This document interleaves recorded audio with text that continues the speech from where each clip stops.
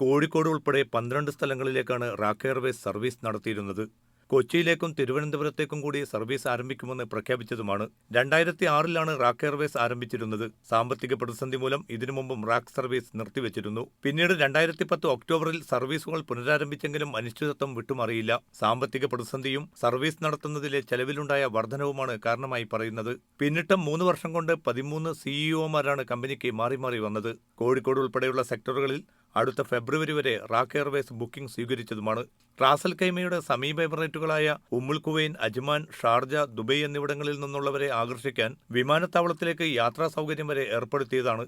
പുതിയ നിക്ഷേപകരെ കണ്ടെത്താൻ നടന്ന നീക്കം പരാജയപ്പെട്ടതും പ്രതിസന്ധിക്ക് ആക്കം കൂട്ടി. എമിറേറ്റ്സ് എയർലൈൻസ്, ഇത്തിഹാദ് എയർവേസ് എന്നീ UAE വിമാന കമ്പനികൾ അന്താരാഷ്ട്ര തലത്തിൽ തങ്ങളുടെ പ്രവർത്തനം വിപുലീകരിക്കുന്ന അതേ സമയത്ത് തന്നെയാണ് റാക്ക് എയർവേസിന്റെ അപ്രതീക്ഷിത തിരിച്ചടി. റാസൽ ഖൈമ വിമാനത്താവളത്തിലേക്ക് യാത്രക്കാരുടെ എണ്ണം കൂട്ടുന്നതോടൊപ്പം വിനോദസഞ്ചാരികളെയും ബിസിനസ് സംഘങ്ങളെയും ആകർഷിക്കുക എന്നതും റാക്ക് എയർവേസ് ലക്ഷ്യമായിരുന്നു. MCA Nasar, media 1, Dubai.